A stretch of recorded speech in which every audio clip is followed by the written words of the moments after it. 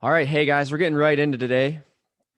We have with us, I'm stoked for this. I've actually been trying to track her down for a while now, so I'm glad this finally happened. We are joined by Amy Says WTF. Amy, how are you doing today? I'm good. How are you guys? Excellent, excellent. Thanks so much for joining Amazing. us. Before we get into everything we want to talk about today, I got a couple of hard-hitting questions I want to knock out right off the bat. Because we got to get to the bottom of everything. Does WTF in your pen name, we'll call it, does it stand for what the fuck? Yes. And how did this come? How did that part come about?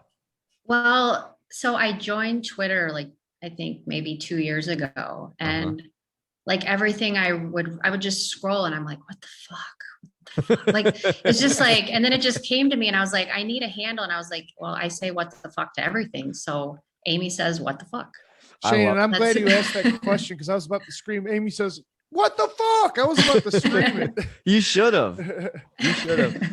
The second thing I got to ask, because I do follow you on Twitter, Mhm. obviously, is are you really selling your house and gonna what? Like you got a trailer or a camper? Yes, we bought a Taxa Cricket. It's being assembled in Houston and it's going to be ready for pickup in April. And because of the Houston storm, we were supposed to get it in March, but the storm in Houston delayed Uh, assembly, obviously. So of we were course. like, of course. So yeah, in April, we actually are listing our house this week, and we're Wow. out. We're out of Illinois. We're done. It's an Orwellian nightmare. I've I'm heard that. homeschooling my kids right now because Okay. I refuse to send them to school in a mask. Their ages 3 and 4. Mm-hmm. I can't do it. So are you So just gonna travel around and kind of go wherever you want? we're gonna get in the Taxa Cricket and pack up our things, and we're gonna put all of our furniture in storage and travel the country and figure out where to go for a Wow. year. Because I just saw an interview with Melinda Gates yesterday, and she said, things aren't going to be back to normal by 2022. We are already 1 year into this. It's total insanity. So when Melinda Gates says 2022, I believe her because these people are insane. Yeah, And I'm you like, I'm have, not I going to mean, do it. I have so many thoughts, but we'll get to that because I know we're gonna end up back to that point as we talk today. So Yeah. let's kind of dig into that. So first, you wrote the book Synarchy. Did I say that right? Yes. Synergy. And Yeah. that's the complete guide to the elite groups that rule the world in the 21st century. So that book's pretty recent, and I think a lot of what you have in that book we're going to cover today, right? Yes, absolutely.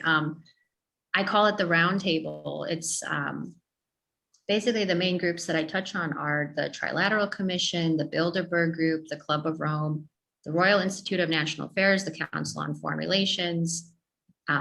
These groups all work together, and the Committee of 300, which oversees all of them, which basically runs and owns the Black nobility families, which we're going to talk about. But the Mm-hmm. Committee of 300, um, in my opinion, oversee the world affairs and finances and everything that's going on. And in the book, it's 13 chapters. It talks about, or I think 16 chapters, just a breakdown of each group, who started them, all their agendas, and how it relates to COVID and the state of the world today, plus the World Economic Forum, which you guys are aware of, I'm sure, Oh with Klaus yeah. Schwab Oh and yeah. their agendas, and food shortages, which I believe are coming. And there's just so much packed in the book. And So what are the looks you get all the time when you're like the Committee of 300, Trilateral Commission? They're all running the world. Like people don't like even know who these people are, but they're there yeah, and they do run the world. yes, it's my opinion that they do. And I think the real black pill for me was when I Love it. realized, The black pill shout out. yes, because everybody needs to be black pilled at this point, especially if they live in America. Because for me, the true black pill was when I discovered that the Council on Foreign Relations runs and controls our government. It's not the president. You know, these elections are not Bullshit. real. Yeah. Yes. And, say what you want about Trump, but because of him, he could have said no to the lockdowns. He didn't. He could have said, do we really need this vaccine, this emergency vaccine? We have the vaccine because of Operation Warp Speed. I know that's going to piss a lot of people off, a lot of Trump supporters It out there, shouldn't, but though. It's true. think about where we are. And I want to say one thing, people want to blame Pfizer. Pfizer just made the vaccine. It is our government that is pushing it. It's these think tanks and these organizations around the world that are controlled by these people that are pushing these agendas. And these are the people that I think we should be pushing back against. It's not really, I mean, I'm not advocating for big pharma. That's a whole episode in itself, but they just made this vaccine. It was the government that pushed it for emergency use. And here we are. Now they want everybody in the world vaccinated with a COVID pass. I mean, make as a- a manufacturer, wait, they're going to give you how many billions? Like, Yeah, why hang wouldn't on, you hang make on, it? Yeah. hang on, because I think Yeah. you made an excellent point in all that, and it was we shouldn't be pushing back on like Pfizer, for example. So it's hard to push back on, like you said, the people that are behind the scenes because we don't really know who they are. So what we're here today is to talk about that, to educate those people. So why don't we jump into the Black nobility there? Yes. So the Black nobility is probably my favorite topic to talk about because it's unknown to most people. When you say the Black nobility, most people don't even understand what you're talking about. But anyway, the Black nobility's roots can be traced back to the Venetian oligarchs of Khazar, or otherwise known as the Khazarians. Khazarians. These Khazarians married into the Roman royal houses in the early part of the 12th century. Okay, so the Black nobility are traditionally defined as Roman aristocratic families who overthrew the Pope and the Papal States and took over any nobles that had allegiance to the Pope. Now, this was before the Roman Empire. And before this domination, they were mainly in Persia, Greece, Babylon, and Phoenicia. Okay, so one thing that the majority of these oligarchs believe were the writings and teachings of Aristotle. Now, Aristotle is propped up in pop culture, and he's taught in philosophy in every college because every college is liberal indoctrination. Aristotle, I guess if the main takeaway about Aristotle is that his biggest thing was he was all about slavery. He believed that slavery is necessary because some people are born to rule and others are born to be ruled. Interesting. So that's why these people, they believe they were born to rule. And then the rest of us, the commoners, were born to be ruled. So these Venetian oligarchs were known to use these tactics such as controlling money, looting, divide and conquer. That was their mantra. Sounds And familiar. That's why bloodlines are so important to these people because they're a part of that class that needs to be the elite. Oh, okay. Absolutely. And that's why they have interbreeding. That's why they marry each other. And we will get into that. Yes. I mean, you want to talk about the royal family. Prince William and Kate are cousins. Is this why they all look Prince- like mutants? Yes. And they all, a lot of them are transgender, and that's a whole other topic. See, there's something to West Virginia, all right? These people know what they're doing. The cousin loving, that's what it's all about. Yeah. Jesus Christ. It's crazy. And these families were known for creating chaos and breaking down civilizations. Now apply that to 2020. Chaos, the breakdown of America. Like we are living through, it's just history repeating itself. And this has been going on for centuries. And what happened was the Venetians came to power when they married into the House of Guelph, which turned into the House of Orange, because William III was the ruler of King of England. And now this trickles into the House of Windsor. Okay. And that's where we are today. We see the House of Windsor. People wonder, why does this family, why are they still in control? Who are these people? Like, who cares? But yeah, I remember being deal. younger thinking it was just like, oh, they're just on TV and shit. I didn't think they actually did anything. Yeah, exactly. And there's a reason why they are splashed all over American media, because they own us. They own us. Okay. They own Washington, D.C. They own London. They own Vatican City. They own every essential Catholic establishment under international maritime law. And they own America. And these Black nobility families oversee the Council of Foreign Relations, which, I can get into later, but the Council on Foreign Relations oversees every aspect of American politics. And I'm not going to sit here and say that every single president of the United States has been part of it.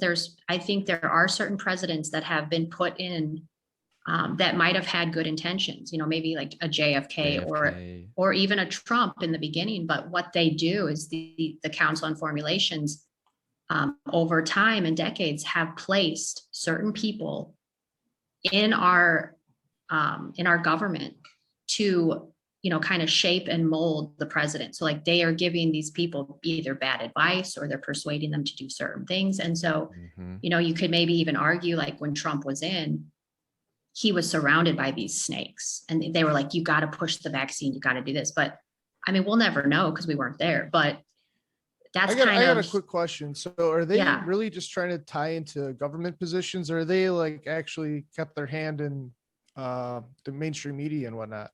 Oh, absolutely. Well, the Trilateral Commission oversees most of the American media, and the Trilateral Commission was started by the Rockefeller family, which we could get into. Yeah. So of course the media is involved. I think the media is the biggest catalyst for COVID. I mean, there would be no COVID if we didn't have the media. It's like you turn on your phone, you get on social media, the news, everything is COVID, COVID, COVID, fear, fear, fear.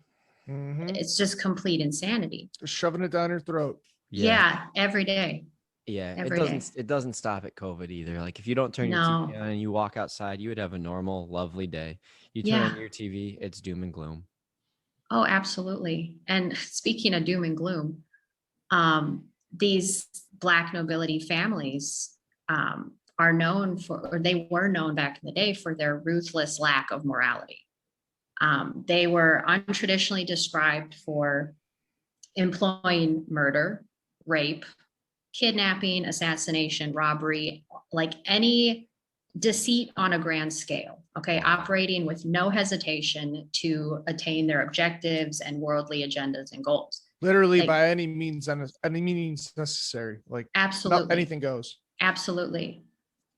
And they have immense wealth. They have all the wealth in the world. I mean, the thing I get annoyed with when I'm, on Twitter and people are like, oh, Bill Gates is the richest guy or Jeff Bezos. It's like, no, you have to go a step further and think about the House of Braganza, House of Orange, these royal families that own, like when you think about it, where does all the wealth in the world come from? It comes from major resources. So you have diamonds, gold, silver, petroleum, gas, copper, zinc, oil, you name it. They own it. People don't realize. They own everything. And people don't realize that capitalism isn't this free market thing that you think it is. Capitalism is based on exactly what you said. It's all based on resources. Yes. So whoever owns the resources that we consume to live, to work, to build, to whatever, that's who runs the world. And that's the structure that they have built. Absolutely. Absolutely. And bringing it to modern day, if you fast forward to the 20th century of the Black nobility, this was when they decided, okay, we have control over all the resources in Europe and Asia. Okay. How can we expand to America? So this is the key right here. So this is where we bring in the financial juggernauts of the world. I know where this is going. And the war criminals. Okay. So now you have the royal families start intermarrying with the Bush family, the Morgans, the Goldmans, the Lehmans, the Rockefellers, and the Rothschilds. Okay. So it's these, you want to call them the 13 bloodlines. The ones I just named are the financial people, but you've got the Kennedys and the Astors and the Bundys and all those families. Yeah. And when I think about the 13 bloodlines, again, for me, it doesn't stop there. I think all of those families they're probably like the Illuminati of America. They own all the wealth in America. That's probably a good way to describe it. But they also are interconnected and intermarried with these royal families. So again, I feel like the regional managers, though, it's like they just married just so you can kind of take over. You're really not part of anything. You're not making decisions. You're from a structural standpoint, so I can kind of try and illustrate and be clear for myself. So you have the Black nobility bloodlines, those families. And then most people in America know these 13 families that exist. So is it like there's the black nobility, and that comes down to those bloodlines, and that's where it started, like you said, interbreed with those, and that's where it got Yeah. mixed up. Yeah, and I think what Okay. happened was like most of the resources are still mainly controlled in Europe Oh yeah, from London, this like London, from the everyone knows. yes, exactly, from these like shadow families where you might not even know their names. And I know that the name Paysur comes up Paysor, too. yep. And haven't really gone down that rabbit hole, which I Oh, really want to it's a eventually. it's a good one, and you should. Yeah, It's a very good one. I will It just definitely. and the thing that's frustrating about it though, and I like it just leads you to another dead end because you're like, okay, like this is just another one of those families that maybe they were part of the black nobility, maybe they were a step above it, but it just like I'm like, fuck, now what? I know, I know. It's crazy. And these families too, what they all have in common is they worship these esoteric mystery religions. And I want to get into the cult of Apollo really quick, Okay. because this is just really fascinating. So a lot of these Black nobility families worship the cult of Apollo, which was created by the Roman Empire. And this was through enslavement through debt. And it's these esoteric mystery religions that have been passed down through tradition. And these people still worship these deities. And, if you want to talk about the Bible once said that the devil dwells at Pergamo. Well, Pergamo is now known as modern day Turkey. Now, is this a coincidence that Robert Maxwell, the father of Ghislaine Maxwell, ran a successful business called Pergamo Press? Okay, now Oh my god. Just a God- coincidence. Oh. Yeah, so this is crazy. The god of Pergamo, which is still worshipped today as a live serpent, he is the snake god of medicine called Asclepius. The rod of Asclepius is now the logo for modern day medicine. It's used by all health physicians and it's called the caduceus. Oh Now, in the my book of Numbers, God. this is crazy because in the book of Numbers, God told Moses to erect the bronze serpent rod from Asclepius to protect the Israelites who could die from the fiery serpents. Well, the son of Apollo is the Illuminati's term for Antichrist. Okay, who's the son of Apollo? Asclepius.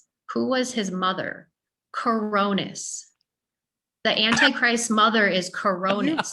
Oh, You can't make this shit up. oh No, my this God. is esoteric Greek mythology mystery religion, and it's all there for anybody to read if you take the time. Yeah, they're like Coronis. they're into black magic. Is that why they're black nobility type? Is that why they throw that black in front of there, or is it just because they are just evil in general?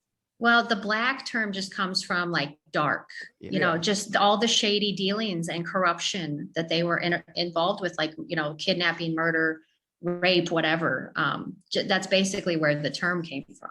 And I got to make a couple points now because this is so crazy because so we just had, so you mentioned like this goes back to pre-Roman times.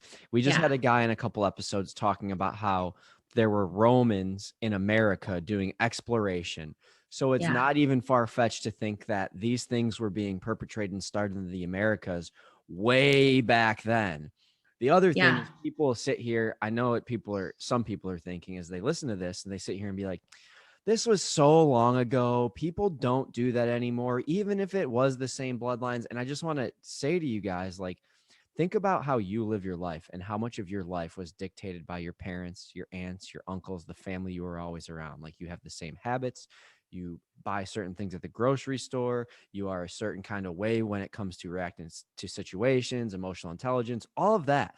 So if you grow up in a family that is raping, pillaging, robbing, looting, doing everything you said, has no morality, what do you think the rest of the family is going to grow up to do? Exactly. It's generational. Yeah. 100% generational. And when it's ingrained in you that you have to do these things to carry on the family bloodline, what do you think they're going to do? Exactly. And this, I'm so like, this couldn't have been the best transition into what I'm going to talk about next. When you talk about the Romans coming to America. So, a lot of the Black nobility families are connected to the American mafia. And we know that the mafias have migrated to the United States in the, early or the 19th, 20th century.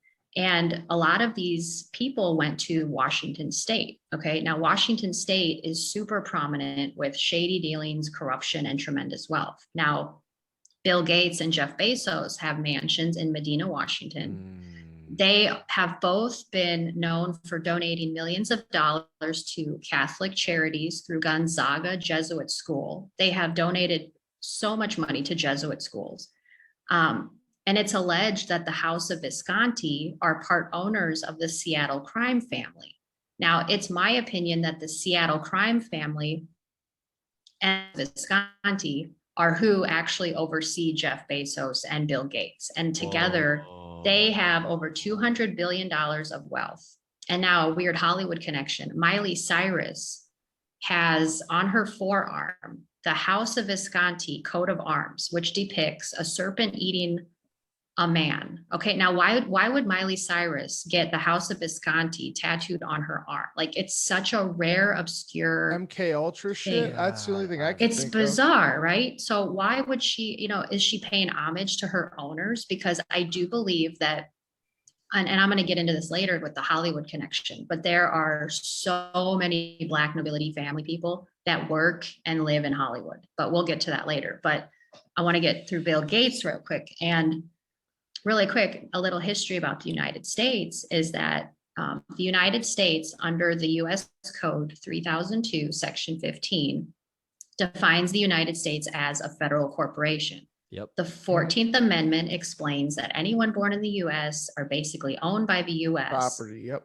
And before the US was actually called the United States of America in 1776, it was called the Virginia Company. The Virginia Company was issued by the British royal family from the City of London Corporation, known for the North American settlements. And in 1215, King John of England issued the Magna Carta, which was basically a list of freedoms that the United States Constitution is based on. Adopted. Yeah. The Magna Carta established the 1 mile square block, that's now the City of London Corporation. Oh my God. The 1 square block, which is the sovereign entity from England and London, is the same thing as the my Vatican God. and Washington, D.C. They are the same deal. Okay. And they are owned and controlled by the Black nobility to this day. Now, if you want to compare architecture with Washington, D.C. and Rome, all you have to do is look at the U.S. Pentagon. It looks like the Pentagonal Mansion, the Jesuit Farnese House. You look at the US Treasury, it looks like the House of Torlonia. The House of Torlonia oversees the Vatican Treasury, okay, and their finances. Capitol Hill looks just like St. Peter's Basilica in the Vatican. Like, so when you're talking about people coming from Rome to the United States, like, they designed the United States.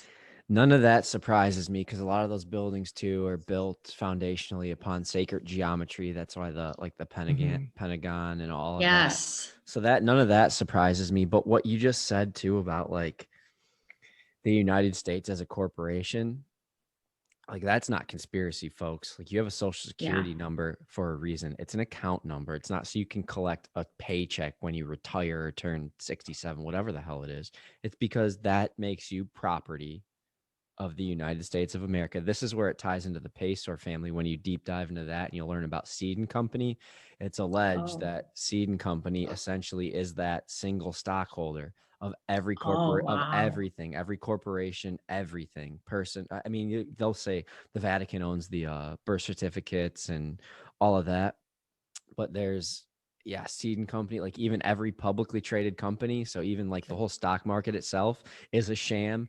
Like the stocks that we're buying and trading, they don't really exist. Like they exist. You can go to the exchange and buy them, but they don't really exist because that single stock, when a company goes public, is owned by Seed and Company. Yeah. Wow. It's crazy. It's crazy. That's, oh my gosh, I got to look into that. Mel Krell does a great, she's good with that. I've been trying to get a hold of her, but she does a great job with that. Yeah, I was just wanted to say too, the 3 cities that you named too, that all have their own, like they're their own country. Think about that. It's like in America, Washington, D.C., military, London, City of London, obviously financial, and then the religious backing, the Vatican. It's like those are the 3 power structures of the world that the Black nobility control, like right there. Well, yes. And who, I don't mean to take you off, but I want, like, who owns the Vatican? I think this is a very important point. Oh, yeah. So I touched on this a while back, but the Vatican is actually overseen by the House of Bourbon.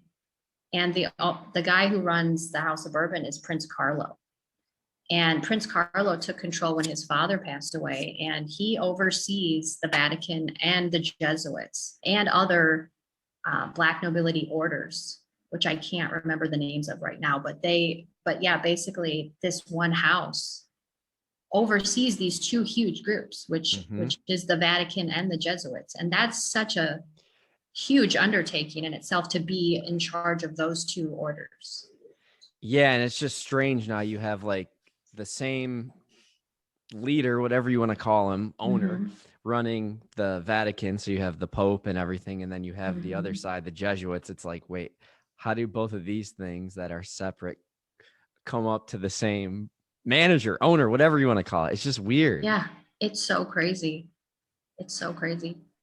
I to go back, I have to get back to this Bill Gates thing really quick because Okay, yes. this is going to blow your mind. But then after that, I want to get into the Jesuits. But Yes. Yeah. the what's really crazy is I had a dream one night about the Bermuda Triangle, and there was something in my dream that some boy said to me, like, the coat of arms, Bermuda coat of arms. And I woke up that morning and I was like, that's really random and weird. And I Googled the Bermuda coat of arms. And when you look at it, it's a picture of a red lion. And the red lion is actually the symbol for Britain. And it's a depiction of a wrecked ship, the Bermuda coat of arms. So when you look at, and the motto is actually whither the fates carry us. And this coat of arms has been around since 1624. And we know that the Bermuda Triangle, also known as the Devil's Triangle, is the area in the Atlantic Ocean where numerous ships and aircraft have mysteriously disappeared over the centuries. So I found it very strange that the coat of arms that was designed in the 1600s depicts a wrecked ship. Now, this wrecked ship on the coat of arms is called the Sea Venture of 1609. The Sea Venture was a 17th century sailing ship. It was on a mission to the Jamestown colony, which is now Virginia. And now what seems to be a very bizarre circumstance is that everybody on the ship survived, but the ship sank. Okay, so the ship never made it to Jamestown. But who was on board that ship? It was Thomas Gates, the seventh great grandfather of Bill Gates. Okay, Thomas Gates ended up landing in Jamestown, became the governor. He was responsible for sending Pocahontas away to the city of Henricus, kept her hostage, killed a shitload of Indians, defeated them, and he just killed so many. After that, he was knighted and considered a hero by the Virginia Company. I knew okay, that's where the Gates family killed Pocahontas. They took Pocahontas. Oh my God. Okay, so now fast forward to 2005. Bill Gates was also knighted by the Queen and got the same honor and order that his seventh great grandfather got from the Queen, whoever was the Queen of England at the time. Okay. Oh my now, God. What's really crazy is if you're familiar with Shakespeare's work, which I am a little bit, but I have discovered through my research that a lot of Shakespeare's writings and plays were inspired by Black nobility stories. Now, The Tempest, written by Shakespeare, was inspired by Thomas Gates' story of the wrecked ship of Bermuda. Now, Gates Bay is located on the island of Bermuda, and it's where the wrecked ship, it's where all the people from the wrecked ship ended up. It was in Bermuda, on the island of Bermuda. Okay. It's just all these strange connections. I was just like mind blowing. And what the fuck? Holy shit, man. Yeah. What? Yeah. What the fuck, Amy? What the fuck? I know. What the fuck? I know. Holy and so Shakespeare writes all these stories that have to do with the Black nobility and their destructive and murderous ways to demolish an old world for a new world. And it's just crazy. It's so social conditioning too. They're just telling the stories of what they want to do and what they're doing right now. And you could say that Shakespeare was, maybe the Francis Bacon, isn't he? He was, yeah, that's another one. But and Francis Bacon was Black nobility. So it's like you think like It's just crazy. And when you get into Bill Gates and his father, Bill Sr., Oh, this is where the Rockefeller connection comes in. So Bill Gates and his father had several meetings with the Rockefellers, who initially financially backed the Gates family with their philanthropic pursuits. Now, Bill Gates has been quoted saying that David Rockefeller and George Soros were major influences on him in his life. Okay, Bill Gates currently has major investments in the auto industry, think tanks, railways, entertainment, satellites, aviation, farmland, like that. farmland, all the water and energy, resources. nuclear power. He's like Educating your he's involved in- children. Yes, everything. And then we all know that he's, the top owner of farmland. He has over 242,000 acres across 19 states. This is Not to mention, he had meetings with Jeffrey Epstein, who was a member of the Trilateral Commission. And the Trilateral Commission was founded by the Rockefeller family. And what's really crazy is we know Bill Gates' father was the chairman for Planned Parenthood, which was actually birthed out of the American Eugenics Society. yep. And the Rockefeller family now this is the Black nobility connection, but the Rockefeller family can actually be traced back to the native town of Neuwied, Germany, more specifically the Rhineland-Palatine area where the House of Hesse rules. Okay. Gotthard Rockefeller was the paternal ancestor of John D. Rockefeller and was recorded living there in the late 1500s. Now, he worked for the House of Hesse. Now, he was the first Rockefeller to emigrate to the United States and birthed the Rockefeller family, okay, and changed the name to Rockefeller instead of Rockefeller. Now, the House of Hesse are a German military bloodline of the Holy Roman Empire. They're closely allied with the House of Habsburg and the British Crown, or the House of Windsor.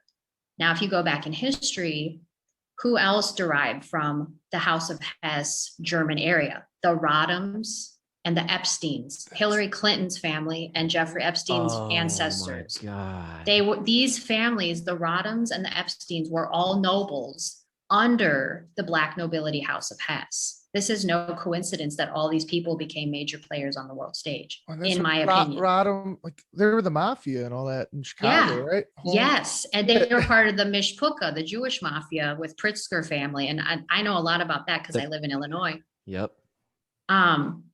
So anyway, these people are all friends, and the Rockefellers, in my opinion, if I had to say who their managers are, I believe they are still managed by the House of Hesse today. And I believe the Rockefellers manage Jay-Z, who co-owns the Vice Lord Nation. And, Rockefeller Records pays homage to his owners, I think, in my opinion. It could be coincidence. Wow. Oh, it's And then never you got- coincidence. No, get out. Yeah, right? Oh, Yeah, it's my. crazy. Well, and then if you go back to House of Hesse, okay, so here's where the Rothschild connection comes in. So it was William I, elector of House of Hesse, who ruled like centuries ago.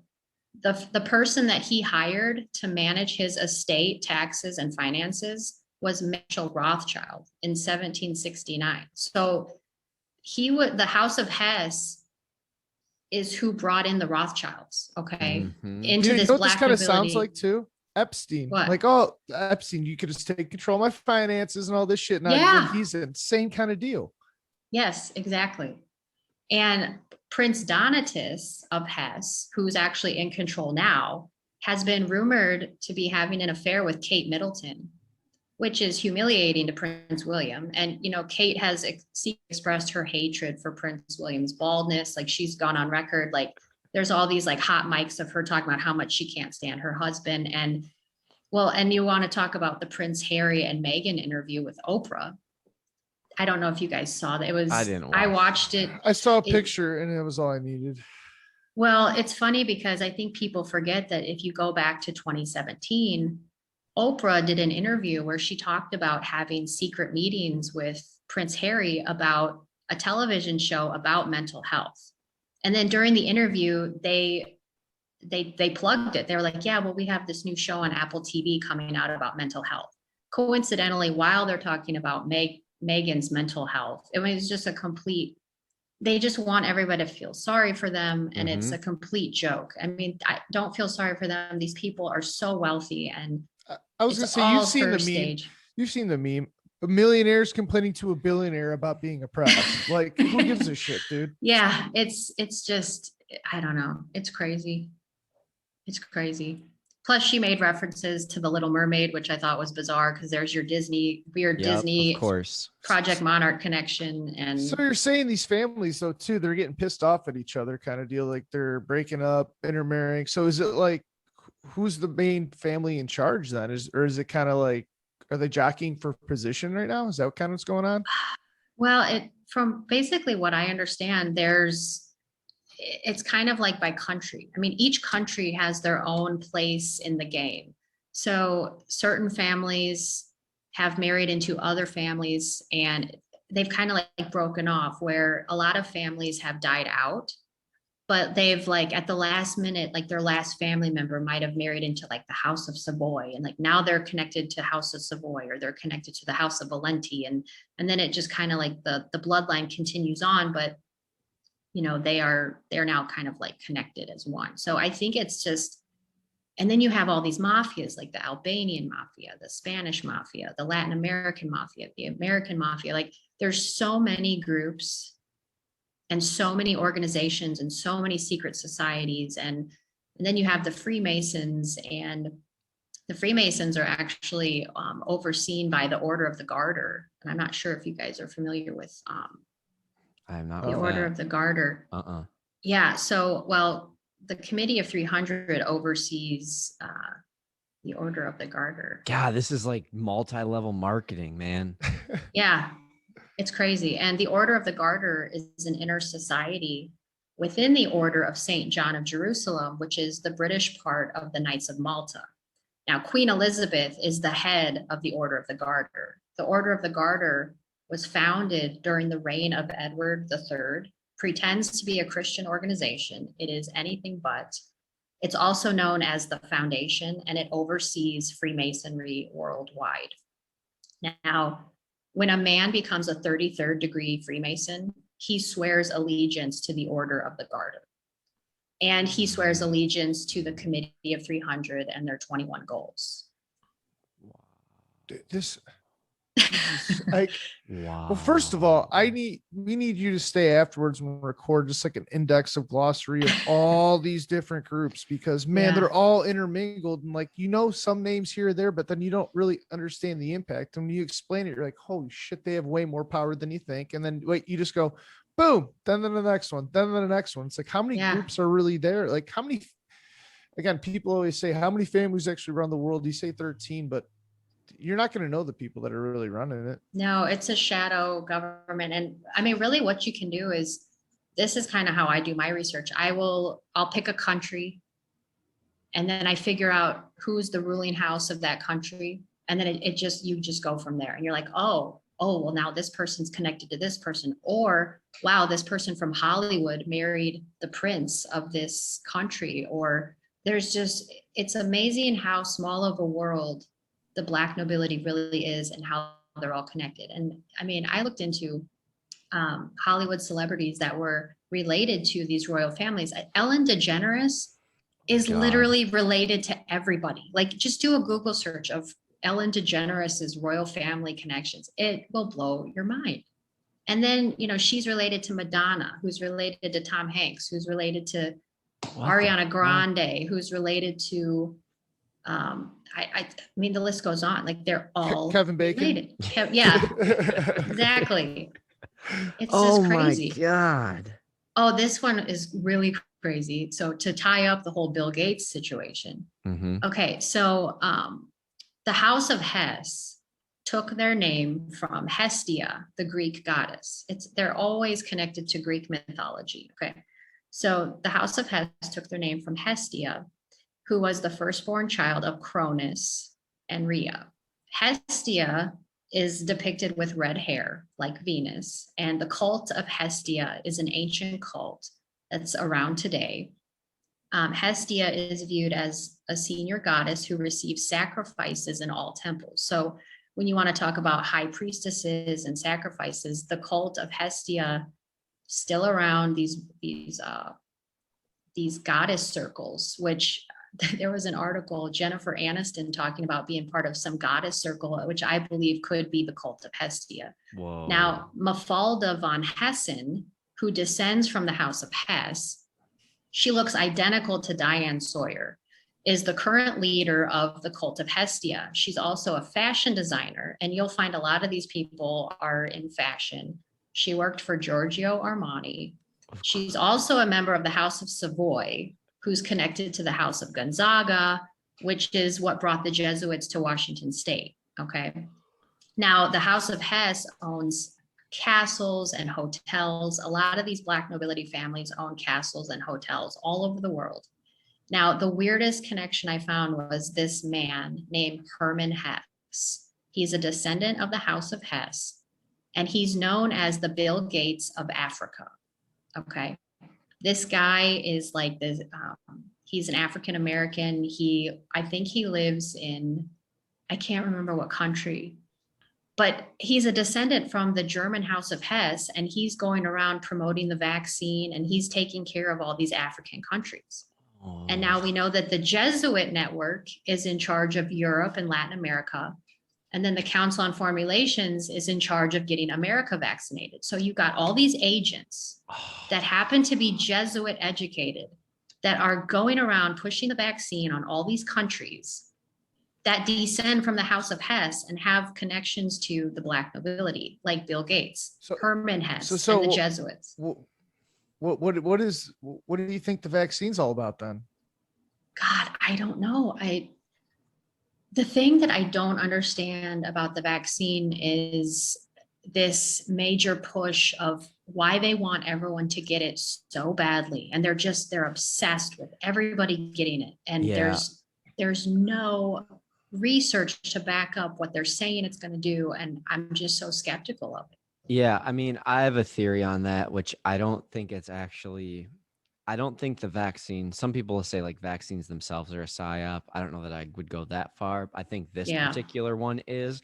I've been talking recently about the velocity, the speed of which things have been happening in the past 4 years, not just the vaccine, but everything in general.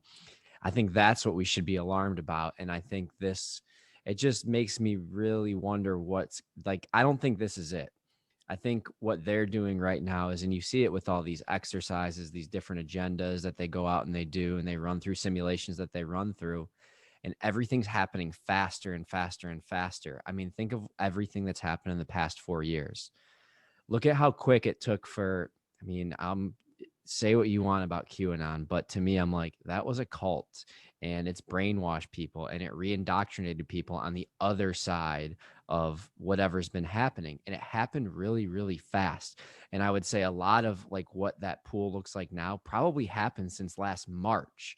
So now you have, since the lockdown started. So in 1 year, you have roughly half, maybe, this is just me speculating, of those people now are indoctrinated that way in it. And now you see how fast, it's called Operation Warp Speed, how fast these vaccines are rolling out and being pushed on people. That's the conversation we should be having, because it's very alarming, because they have now shown you. None are FDA approved, this doesn't take decades anymore. It doesn't take 10 years. It doesn't take 20 years anymore to do these things. It takes years, sometimes now months, for us to just submit, give up our freedoms, and do these things. And that's the conversation we should be having right now, because it's very alarming. So I say all that to say, like, the vaccine might be this, I'm just saying this, I don't know what's in the vaccine or anything. It could be nothing more than saline. I don't know. It could just be a measure, an exercise to get you to submit and to do these things so they can gather data and realize how far along in their process they are. And that's the scary fucking thing. Yeah. And it started, I remember, well, it's been a year, and I remember seeing it on the news, COVID, and I just, like, my gut and my heart sank, and I said, this is fucked. And then they said, you're locked down for 2 weeks. I freaked out when they told me to lock down for 2 weeks. That was like, to me, that was like the end of the world. I screamed martial law like a crazy person right away. Yeah. Think how fast that moved. We went from January to it just being like out there, and even hearing as much from Dr. Fauci that this wasn't a big deal. Okay, this is a China thing. That was in January, guys. And then the middle of March, we were locked down. Look at how Yeah. fast that moved. Look at how fast that changed. Again, that's the conversation. That's what we should be talking about, because things are going exponentially faster right now than we've seen really throughout history. I mean, you can say like 9/11, but that was one singular huge massive event they did to kind of kick off a domino effect of things. But Mhm. like this is going to have, in 9/11 did too, but this is going to impact how we live for, I mean, I don't know if it changes. I think this is moving forward. Like a lot of what we've seen happen over the past year sticks with it. There is, I hate to say it, but like they did create the new normal. And I Yeah, think absolutely. vaccines, masks are going to be a thing. Every year they're going to have a new one, and the masks are going to Yeah. be a thing. Sorry. So It's here to I know we stay. got off Yeah, my topic bad, there. my Let's bad, get my bad. back. No, no, you're fine. No, I totally agree with all that. I think real quick about the vaccine, I just want to say, like, I just found out that my parents are getting the vaccine, and it's like heartbreaking to me because I've tried to talk to them and said, I respect your decision, but just you should do your own discernment. And have you done any research? And the thing that upsets me the most about my parents getting it is it's not really, they're healthy, they're in their 70s, but they are getting it solely out of peer pressure. Like the fact that their siblings have gotten it, their friends have gotten it, and they think that if they do their part, things will go back to normal. And And that's where I'm just so disappointed. I'm like, yeah, things are that, not going back to normal. well, that's where we're at now. It's not about health. It's not about Yeah. science. It's not about any of that. It's about gaslighting and projection. That's all it is. It's total lunacy. Yeah. And it's about submission. And I Yep. think the masks was, I mean, I've been on Twitter now, like since this happened, my whole thing was like masks. I was kind of like known as the person that just really hated masks, anti-mask. And to this day, my kids have never worn one. I wear one like as rarely as possible. Like I will walk in anywhere without one. And then until you come up to me and say you need to put on a mask, then I will.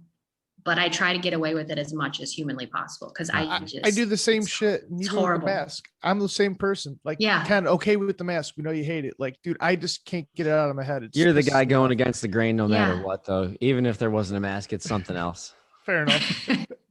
Yeah, we're just anti-establishment people. It's like, and I think you should be to some extent where it's just like, can't you just like leave me alone and let me live my life? Right. Right. Like, where do you draw the line? Like, and we're living in America where, and I Land keep of the saying free. like, yeah, and it's like, it feels like, are all these immigrants that have come over here feeling totally gypped by now because it's turning into a socialist country where they've, tried to escape and come here for opportunities, and it's just not the same place. I really wonder though how, like, I know a lot of people come to America.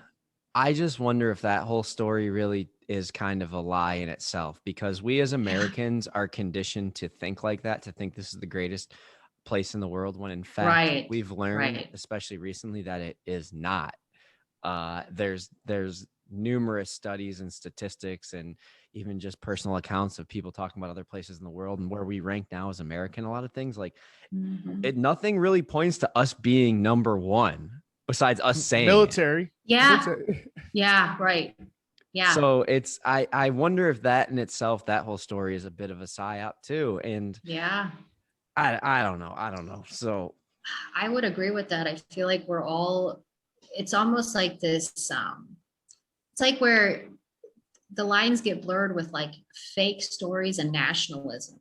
mhm. And it's just kind of like, where are we really, like as a nation? Like, should we have this high and mighty attitude and ego because we were born here? I mean, I think it's kind of ludicrous, but Yeah. yeah, you're right. We've been conditioned to believe that we're in America and we should be proud to be an American. And meanwhile, our government is completely psychotic, and the CIA is completely psychotic, and all these organizations that oversee everything that tell us, oh, we're great, we're great. Meanwhile, talk to any country in the world and they like hate. I mean, really, it's kind of, I Well, mean, you're then totally right. it brings me to the question then, is that all just theater though? Because if you think back to what you just said about how these countries each have their own house that runs, family that runs that country, and everyone's kind of at some level working together, why are we always dropping bombs on different countries? There's certain countries like Iran.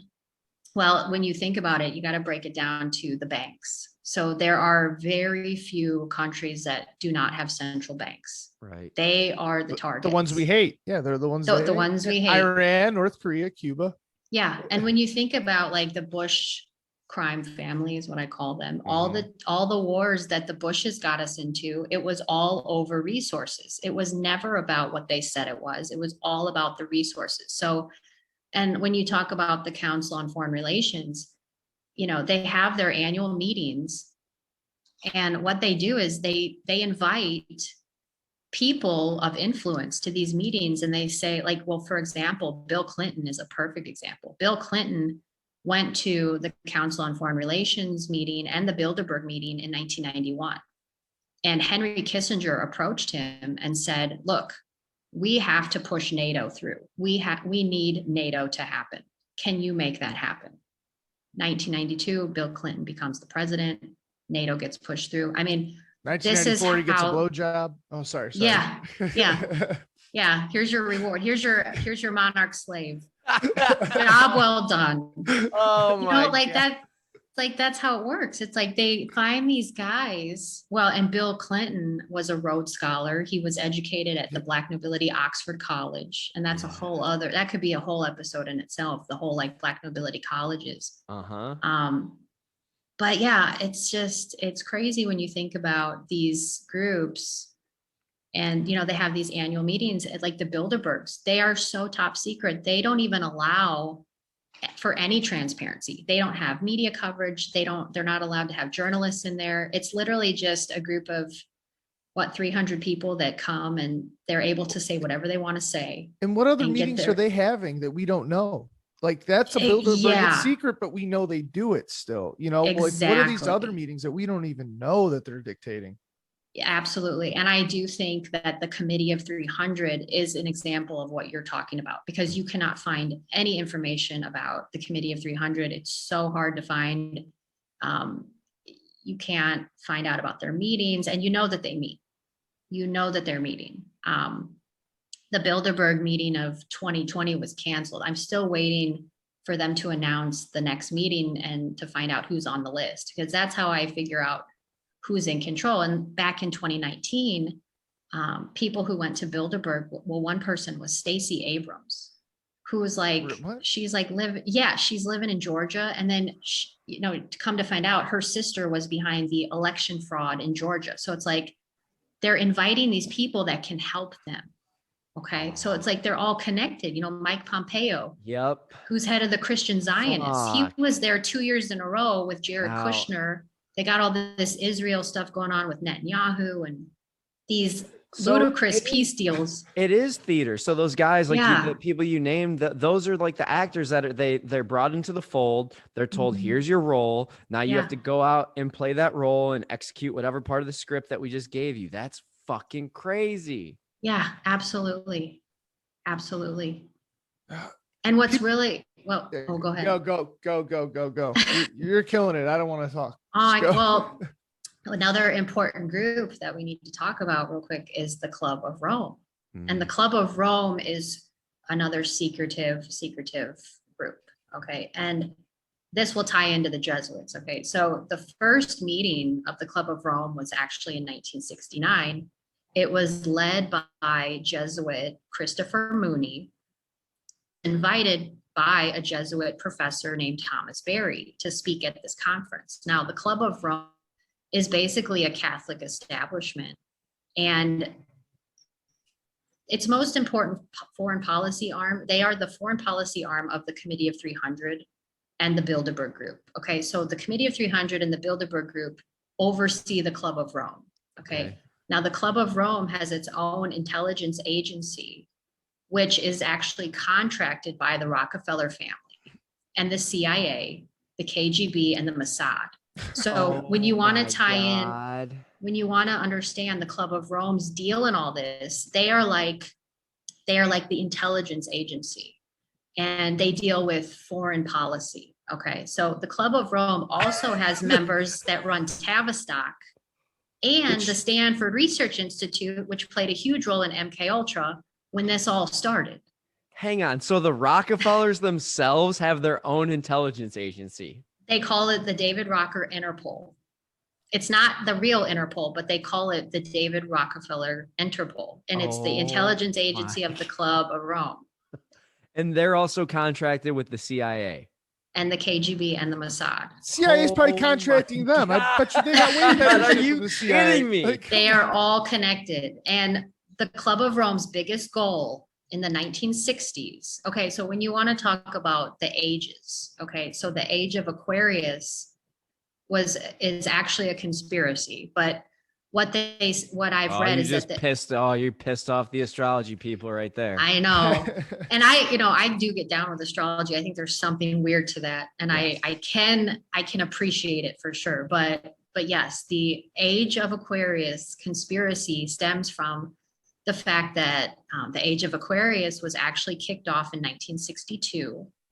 And then in 1969 with Woodstock, it was like the big kickoff, like age of Aquarius is here. Sex, drugs, rock and roll, taboo sex, pornography, transgenderism, transhumanism, the decline of the family unit, witchcraft. Let's embrace a new consciousness revolution, the one world religion, the one world, like we're all one.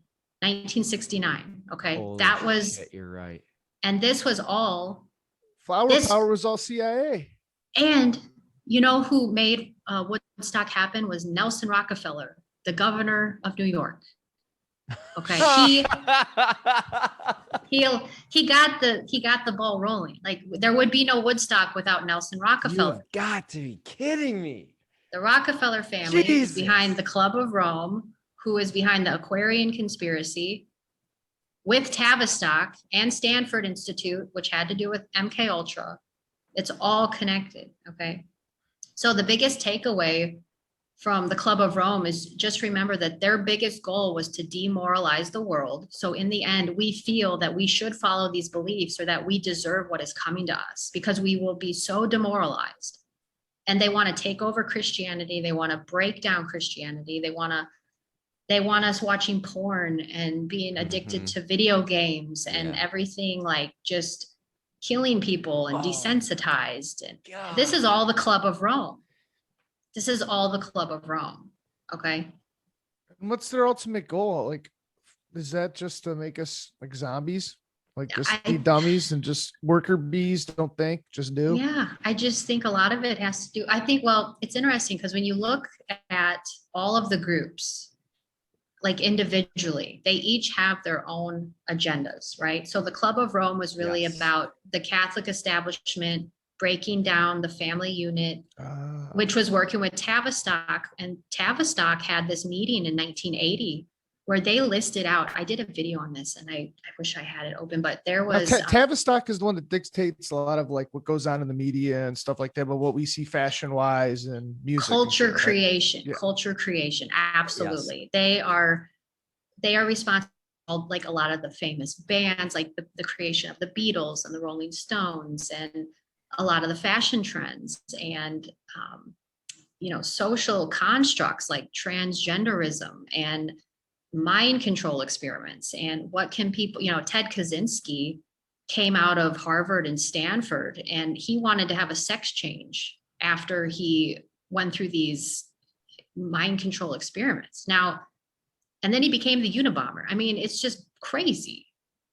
It's He wrote just a good absolutely manifesto crazy. too. His Yeah, manifesto's pretty right. It's absolutely right. He was a brilliant man. Brilliant, crazy person. I appreciate what he Yeah. does. Separate Oh, the art yeah. from the artist. You know what I mean?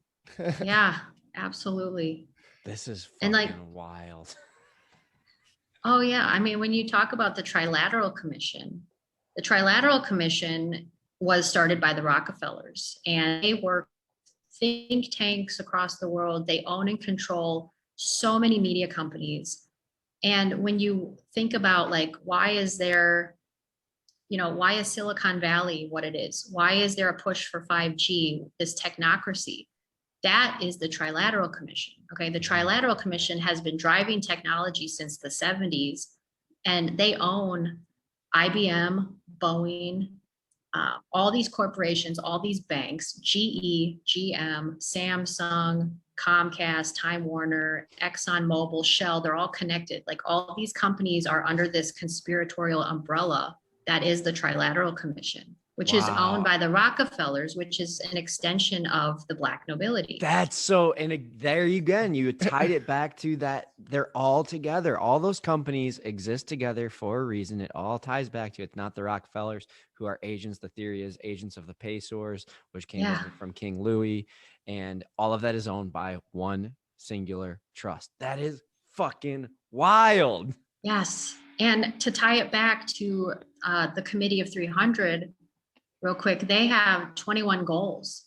And I won't read through them all, but basically we have accomplished 20 of them out of 21. And number 21 reads, take control of education in America. They have done every single goal except they're doing it now. And they're doing it now. And that's why I'm freaking out, because I'm like, they've literally, I did a video on this too. It's on my BitChute and Rockfin about the 21 goals of the committee. But yeah, they have achieved 20 of these goals. And like you said, they are now taking control over education in America. You know, they got kids in mass. They're doing these temperature checks. Like they're giving these kids germ complexes. They're isolating them. It's total insanity. That's the worst child abuse, between not being able to see your friends, talking to people, having to stay separate, wearing a fucking mask, which fuck that shit. I bring it up all the time. That shit ain't good for you. And then same time, they're young. They got to figure out how to read facial recognition, like judging how to read people. They're not getting any of this. These guys are going to be social fucking pariahs out there that aren't going to know what the hell is going to go on. They're going to be the ones sitting at the bar, like jerking their own shit off. And you got to tell them, you can't do that. Jeez, man. I know. I know. Yeah, I'm being hyperbolic, but at the same time, these kids are going to go out in the world and not know how to live a proper life without someone sitting there telling them exactly what the fuck to do. It's total indoctrination, and which is why I want my kids to have nothing to do with it. And, you know, I have had major pushback from family members saying, like, calling me selfish, saying you're selfish that you won't just put your kid in a mask and you're making your life so much harder. Like, yeah, I don't want to homeschool my kids, but we are living in an unprecedented time where I feel like I can't do it. So I don't feel right about sending my kids off to preschool. Like you try to, like, I can bear the guy at the grocery store telling me how much my groceries are, let alone my kid's supposed to learn from somebody in a mask. Like the most developmental time in their childhood, they're supposed to learn from somebody in a mask. Don't worry, you could stay home and do a Zoom call because they'll pick up everything and they're going to watch the Zoom call the whole time. Like, oh yeah, I know. Give me a break, right? Have we given now, like, the Jesuits and the Quakarians, have we given them the credit they deserve through all of this? Yeah, so I can get into the Jesuits a little bit. I would love to. Please, okay. And yeah, there's one person, but go. Or no, you go. I wanted to ask about just Ignatius because I know he's one of the starters, and I've also heard a theory that he's like an assassin too. So like I kind of spread that rumor. I don't know if that's true, but I don't know if you can get into that a little. Oh yeah, we'll get into that. So that's a perfect segue. So the Society of Jesus, otherwise known as the Jesuits, were established by Ignatius of Loyola under the Vatican through the papal bull military regiment of 1540. Okay, so this goes back to the 1540s. And what most people don't know about the Jesuits is that they were sent to all these countries to spread this, what they call their mysticism, but they were actually expelled over and over again from almost every European country in the 1700s. They wanted nothing to do with the Jesuits, okay? Charles III expelled the Jesuits from all Spanish-controlled territories because he felt they acquired way too much power, way too much wealth, and way too much influence through their connections to the Black nobility for assassinations. Okay, this all goes back to like Black dark arts. Now, the Huron native tribe of Canada accused the Jesuits of putting spells on them and blamed them for disease outbreaks in their communities. So the Jesuits were blamed for disease outbreaks. Now, when you think about COVID and you're just like, okay, this is like what's going on, the connection Oh. to all the Jesuits in the world and their connection to the vaccine network and all this stuff. It just kind of like, is this history repeating itself? Is this the Jesuits? It's one And of their rituals or some shit. it's one of their yeah. rituals, and it's what they're known for. And, since the 1700s. Wow. And it's like, no matter how many times the Jesuits were expelled, they always found a way back in to renew their work after the chaos that they created subsided. So to me, it's this proof that there is something morally wrong with the Jesuits. Now, there was a senator whose name was Robert Owen. In 1916, he said, and I quote, "The United States is the prime target to which the Vatican directs the subversive and destructive activities of the Jesuits." So we have this United States senator saying that the Jesuits are attacking America, which is crazy. And Jesuit training lasts anywhere from 8 to 14 years. And during this 8 to 14 years of training, they are highly brainwashed. So to me, I think that the Jesuits are a very misunderstood group. And I actually think that they are the true Manchurian candidates of the world. Ooh. And they have these oaths, and Jesuit Rule 13 reads that we may be altogether of the same mind and conformity. So in other words, do not think for yourself and follow blindly, follow the oath. These people are so extreme in their submission, they become like machines, and their determination to achieve their goals is through black magic. And if the Jesuits speak about work of the Jesuits, they will be killed.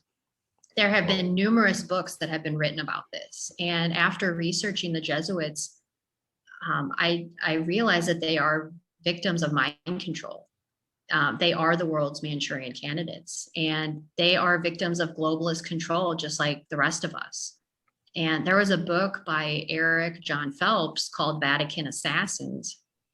And he said that the man responsible for ordering assassinations and terror attacks and wars in the underworld is none other than the Black Pope, which is the unofficial name for the superior general of the Jesuits. And it's been written that they call him the Black Pope as a tribute to their use of black magic. And black magic comes from the Great White Brotherhood or the Great White Lodge or the Ascended Masters. And the Black Pope takes his orders from the Vatican. And we know the Vatican takes its orders from the Black nobility. So when you think about the Black Pope being like in the third chain of command, it's really the Black nobility. Now, who oversees the Black nobility?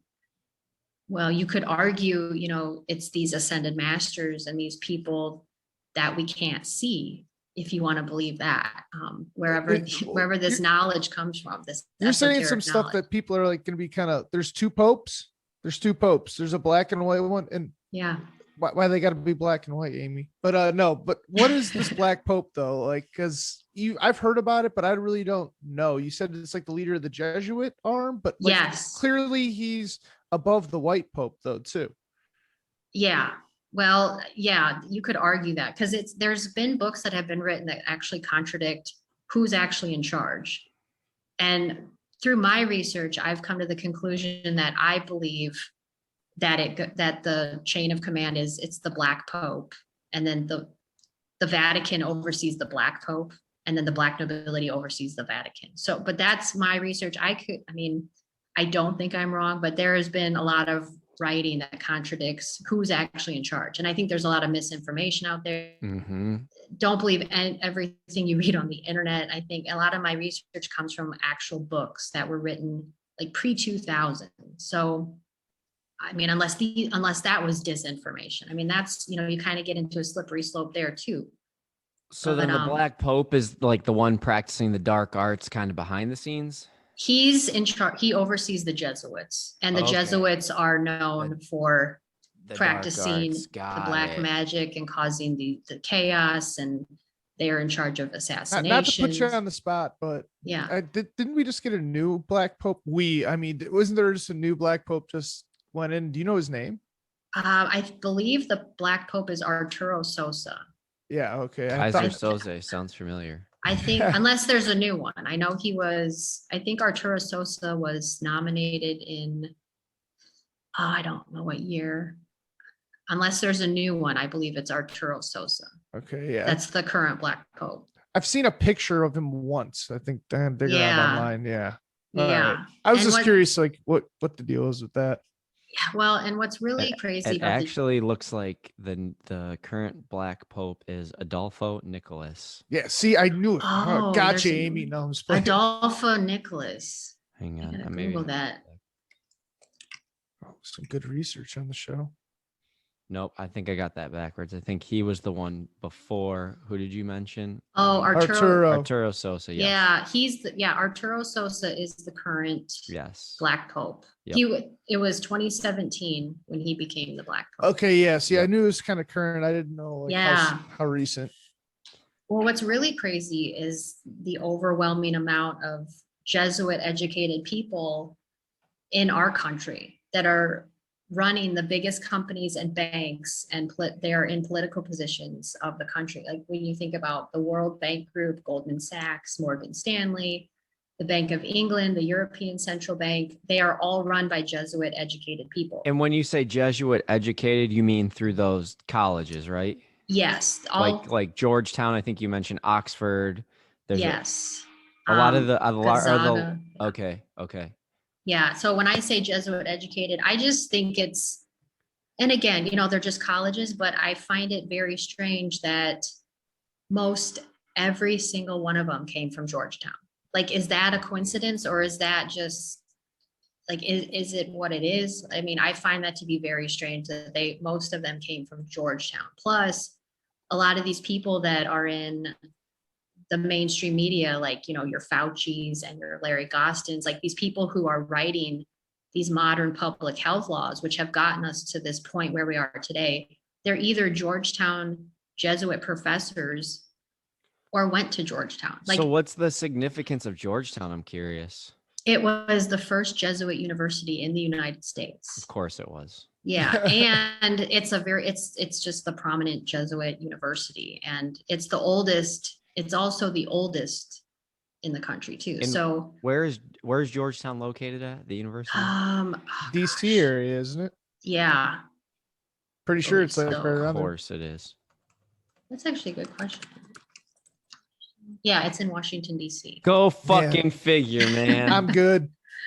Yeah. Yeah, it is. Oh my God. Well, and what's really crazy is that like 8 out of the 9 justices. Oh, now I'm going to tie in looking glass. Yes, here we go. All right. So The real stuff. this is crazy because 8 out of the 9 justices that sit on the Supreme Court were Jesuit educated and members of the Jesuit fraternity Phi Beta Kappa. Now, this is all in my book. Hang on to stop you there for a second, because people need to understand that, right? We've been the 8 of the 9 all went to the same school. We're in the same fraternity, but then you got people being like, no, one's a Republican, one's a Democrat. And I'm like, guys, one's a Catholic, one's a Jew. Yeah. Stop. Same team. Like, stop. Yeah. It's insane. And well, there was a professor named Donald Davidson who worked at Vanderbilt, and the Vanderbilt family is a whole other thing where Anderson Cooper comes from. But he claimed that Phi Beta Kappa, this fraternity I was just talking about, he claimed that Phi Beta Kappa is a Marxist fraternity and heavily influenced by communist ideals. Now, when you go back and you look at like Justice John Roberts, and I believe it was Sonia Sotomayor and Elena Kagan, they all wrote their theses on socialism in college. Of course. Now, these people are sitting on our Supreme Court. And what's very strange, I gotta find, hold on one second.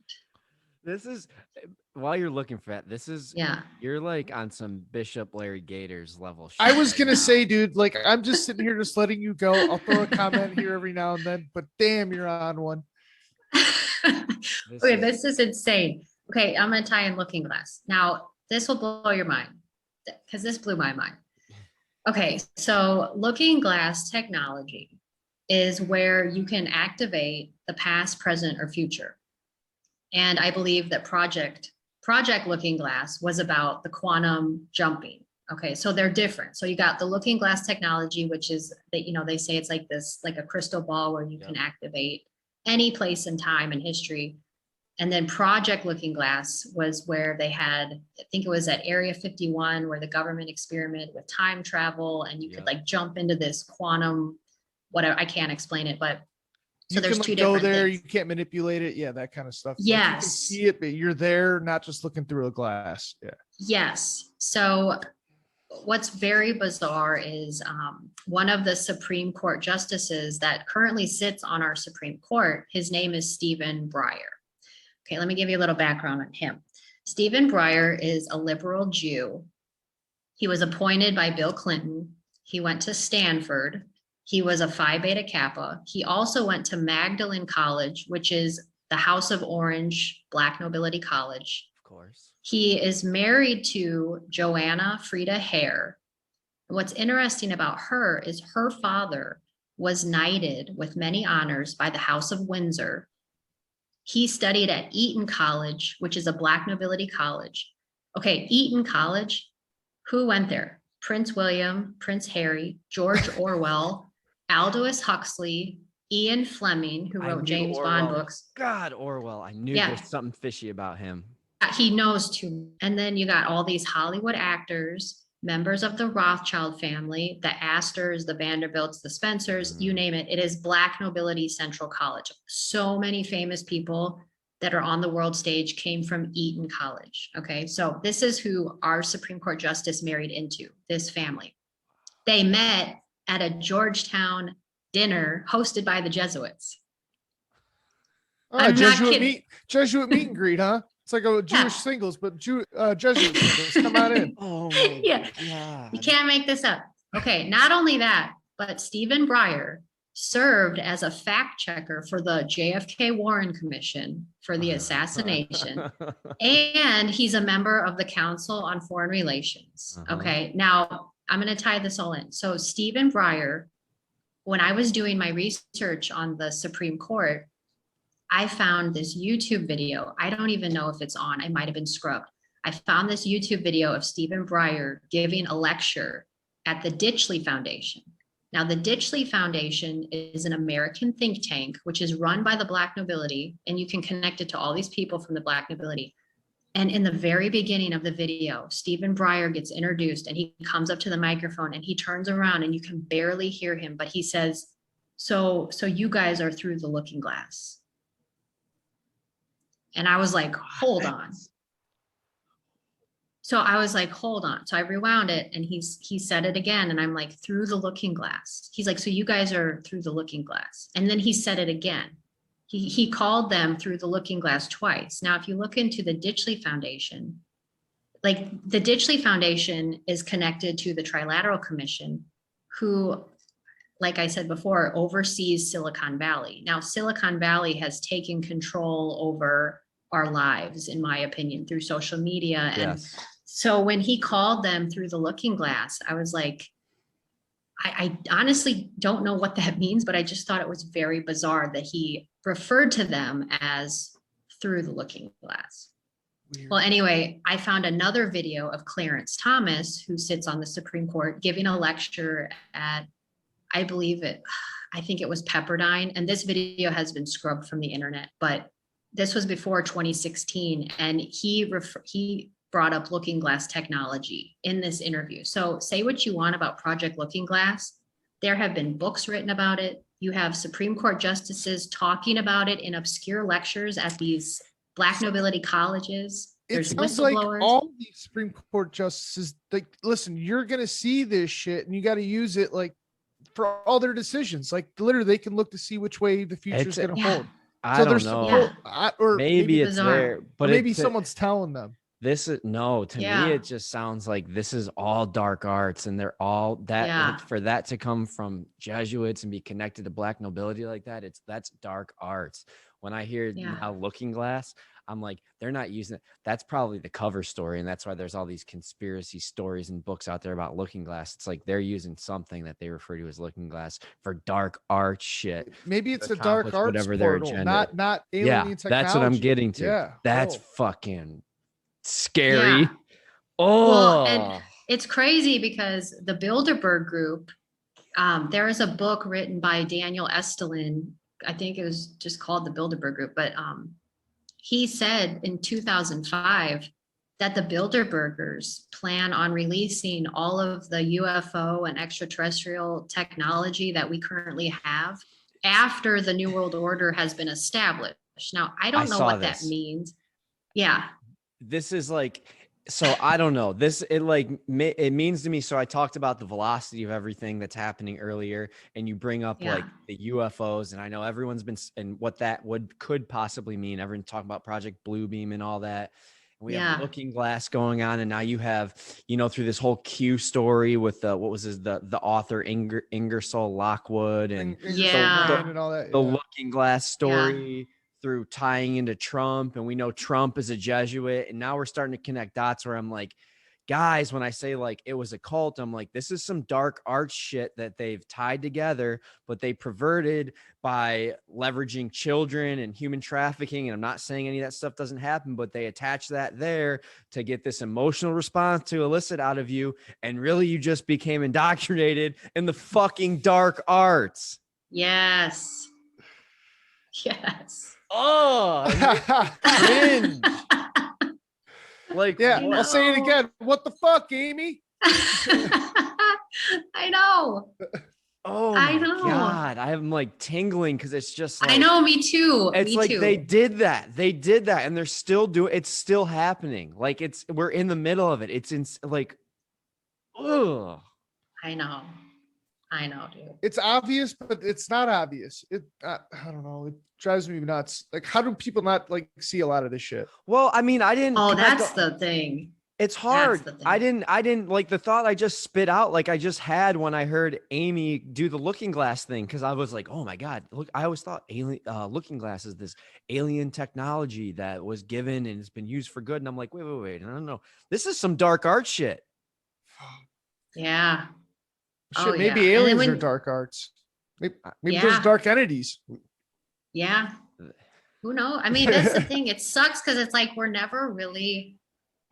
I mean, people tell me this all the time. They're like, you're never going to know. Like, you're just chasing your tail. And it's like, but there are things you can research. You can Which know is- some things. You might not know it all, but you're gonna get somewhere. Yeah. And I guess my drive comes from just trying to understand why the world is so fucked up and why, like, I feel like I feel like I don't belong here. Like, the world is the way it is. And there's nothing I can do to change it, but I want to understand to some extent why it is the way it is and why there's so many problems and wars and all the wars stem back to the Black nobility. And I don't know. It's like, I've just always wanted to understand why. I'm a why person. Well, why this happening? Why did that have to happen? Like, So I've am I. always been that way. And That's where my drive comes from, really. It's and knowing why. I respect that. And like, I don't know how you do it because I'm in this conundrum lately where I'm like, these like conspiracy, it never ends. Yeah. And we just said, like, you'll never know, like, you're never going to know. And you do have to get to a place where you're comfortable with understanding that, like, I'm never going to have the full picture, the full answer. And even what I Mhm. think I know, like, it's probably not a definitive thought. Like, I'm going to continue researching. You're going to find something new and that idea might change, but you have to be comfortable with that. So that's why, like, Absolutely. part of our whole thing with the black pill is like, at some point you have to take the journey inward and start doing the work on yourself for yourself, because you'll go insane if you continue to chase like the ascended masters and the black nobility. Oh, yeah. The Donald Trump shit and the QAnon stuff. It'll drive you wild. Make you wacko. You'll be part of Ken's whack pack. Yeah. Oh God. Back brace. I want to ask, because you've mentioned it a few times. I think it would be more you theorizing, if anything, because you mentioned the ascended masters a couple times. What are Mhm. the ascended masters? Okay, hold on one second. Let me pull something up because I hold still on. can't believe Age of Aquarius is fake too. I can. Yeah, I mean, I it's can. weird. Like, second. I've gotten comfortable with it. Like, it's like, oh, whenever I think someone comes over and shits on it, like, oh, that's not real. Yeah, I'm with it now. Yeah, I'll forget it. It's I all can't good. wait for the astrology people to come after us for that. So yeah, the what's interesting is that the Great White Brotherhood Oh, ties into Rome, and all roads lead to Rome. I mean, there's a the saying is there, but the imperial cult of Rome was actually the first secret society and the true power behind the Roman Empire. And this cult was so top secret that even the Roman government at the time, they were completely in the dark about who was actually in charge. Now you can take that analogy and apply it to now. Like Yeah. there are people in our government, it is so compartmentalized Yeah. that these people that, and you could even argue that there's people that work for the Council on Foreign Relations that don't even understand what they're a part of. Like they might be like, oh, I'm part of this organization and this is what I think I'm doing, Yep.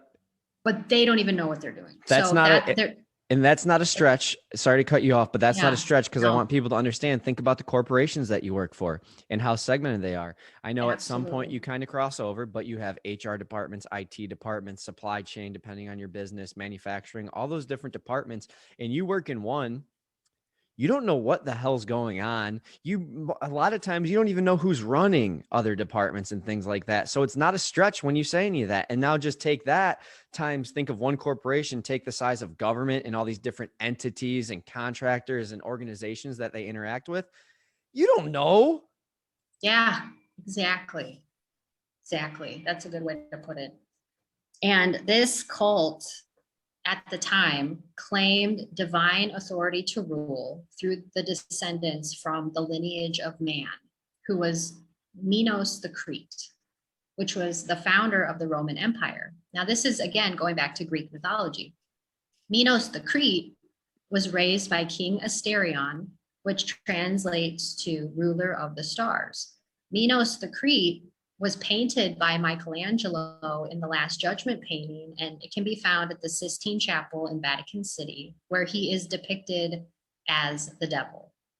Okay, What? so it's been written that Minos spawned the master race, which was popularized by Nazi Germany.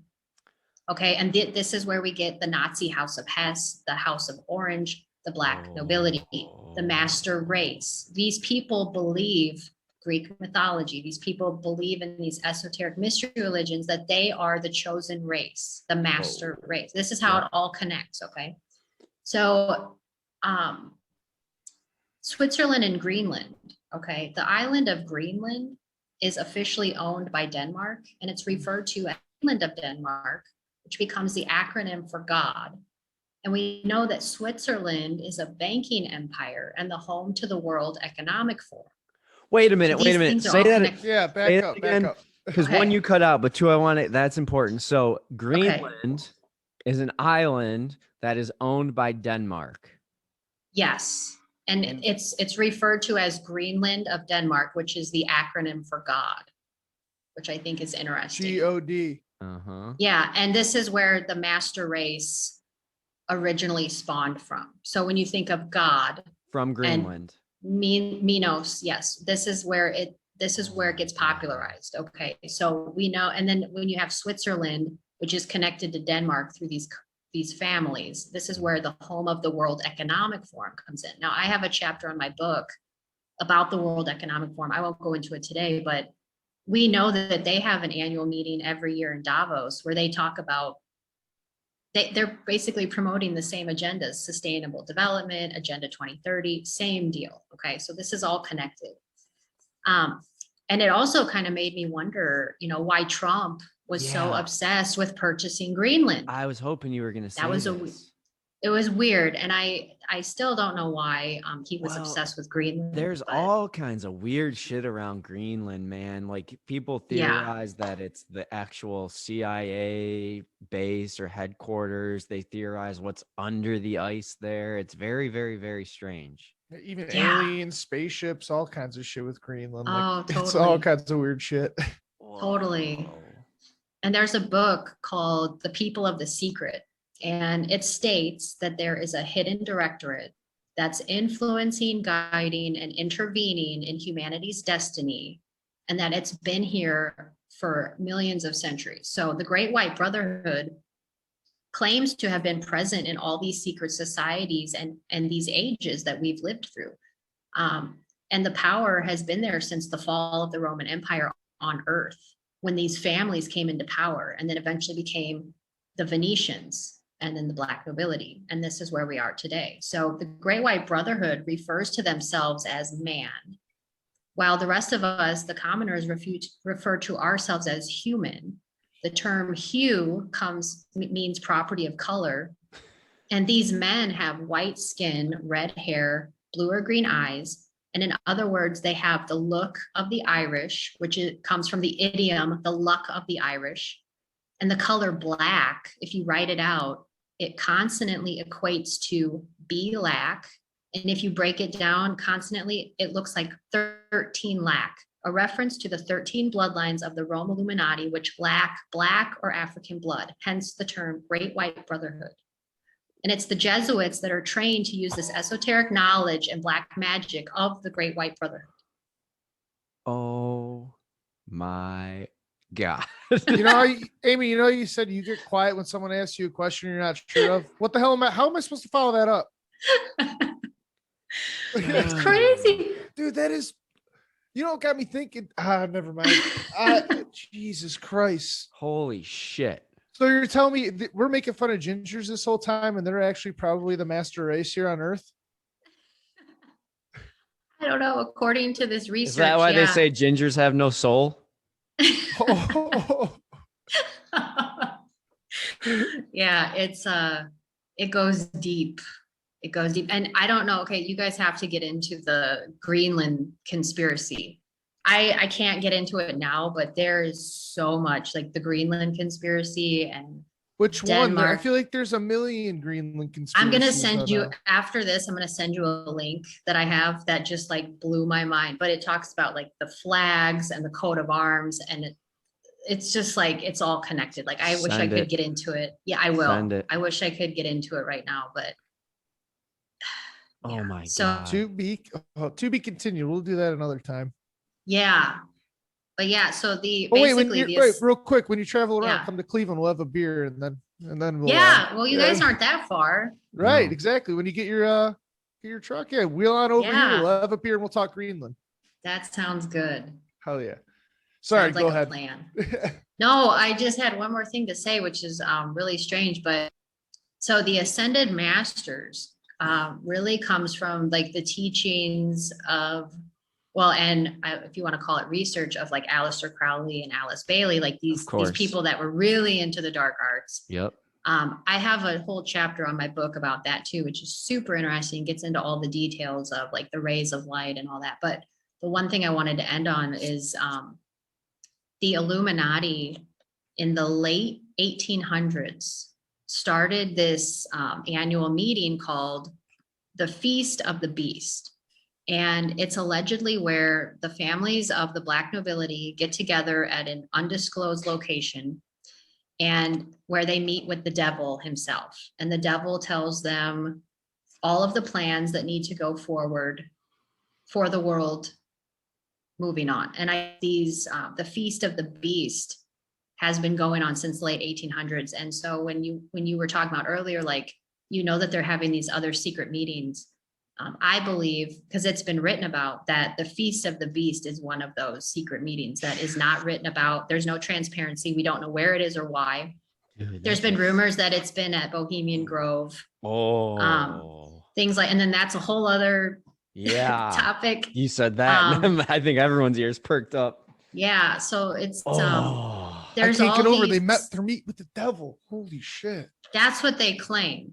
They claim that it's this holy Merovingian bloodline that has access to the devil himself. And like, there was a cartoon, I can't remember what it was, but it was like, oh, we're gonna meet with the leader of Hollywood or something, and then it was the devil, like some Illuminati cartoon. But it's like that's what it makes me think of. People allegedly have access to the devil himself, and it's been written and it's been talked about through all these esoteric writings from the 1800s. So this isn't like some conspiracy from 2005 or even Like you didn't just read us off 1980. 8chan or anything like that. Yeah. No, yeah, there's legit books. And some people claim, like I know Alice Bailey, they've said like she was a spy or she was part of the deal, but I don't know. It's just very interesting. Where does this come from? Why is it out there? Why is it put out there into the zeitgeist for us to discover, whoever is looking for it? And what does that mean? I don't know. Goddamn. That's a question I can't answer. I have so many thoughts on. I know, Wow. but I know. Wow. I have bumps right now. I- Ugh. Yeah, I know. So do I. When I heard you say, what was it? The Feast of the the Beast? beast. Yeah. That's when I was like, Yeah. "Ooh, that just sounds terrifying. Yeah. That sounded dark. That sounds like some dark art shit. Oh, this is what I was going to say too, real quick. At the Feast of the Beast, that is where they discovered okay, so there's two theories about the Feast of the Beast, and the term Pleiadians. Mhm. Yeah. Okay, so the Feast of the Beast was the word Pleiadian. We first connect that back to the Feast of the Beast. So when you hear about these people that are contacted, the Pleiadians, the first instance of that was at a Feast of the Beast ritual. So whether these Pleiadians are interdimensional, if they're actually real extraterrestrials, whoever they are, that comes from. It was the Feast Okay. of the Beast. So these like accounts on Twitter that's like, I'm a Pleiadian or I follow the Pleiadians, but it's actually like kind of dark arts. Like, I mean, when you really trace it back, it's like, you don't know if that's real. You don't know I know who they're talking to or like what, they claim that the Pleiadians are like this like light source that's helping the world, but are they really? I mean, you have to discern and trace back, where did the Pleiadian idea come from? It comes from Feast of the Beast. And these esoteric people that practice dark arts. I don't know. So be wary of the Pleiadian talk. Well, because yeah, like again, shitting on something I thought was like, yeah, they're good people. They're here to help us, the light workers, yeah, all that crap. And then you just go, they're tied to this Beast of the East shit or Feast of the East or Beast. Jeez, I can't even East talk. of the what the hell are you even talking about? I don't know. They're all rhyme. They all rhyme. It doesn't matter. I'm leaving the Pleiadians alone right now because I know I got some people who are gonna holler at us for that one too. The astrologists are coming after us. Our channeler friends are coming after us. This one it's gonna ruffle some feathers, but I can't wait. Yeah, do your own discernment. I'm just reading what I know. So who knows? I don't know. Who knows? You're not claiming anything. You're just saying like, this is what I found. Yeah, exactly. My head's spinning. I feel like there's like the last episode we did with Bishop Larry Gators, I walked away from being like, what the fuck? And I haven't really felt like that since, but today I'm just like, what the fuck? Yeah, I got to re-listen to this a few times because there was a lot coming at you. I don't re-listen to our episodes often, but this one I have to. I have to sit down and do it with a notepad. I have notes scratched all over mine already, and I'm gonna have to go back and do all this all over again. So that's fine because there's a ton of information in here. You were awesome. Thank you for joining us. You're so welcome. Thank you for inviting me. I'm so glad we finally connected. I hope we can do it again in the future. We did an episode a couple ones ago that I was like, it's an all-timer. It's in my top 5. This one, you're bumping people out of the top 5 because it's fucking awesome. Like thank you. This is so good. So before we close, for anyone that wants to find you or buy your book, where can they do that at? Okay, my book is on Amazon. Unfortunately, I know I feel like a sellout, but it is what it is. Synarchy, the elite groups that rule the world in the 21st century. I am also on Twitter, BitChute, and Rockfin at Amy Says WTF. My Rockfin is a paywall, but I release exclusive content and research videos every month. So if you're really into what I was talking about, come to Rockfin. Everything else is on BitChute.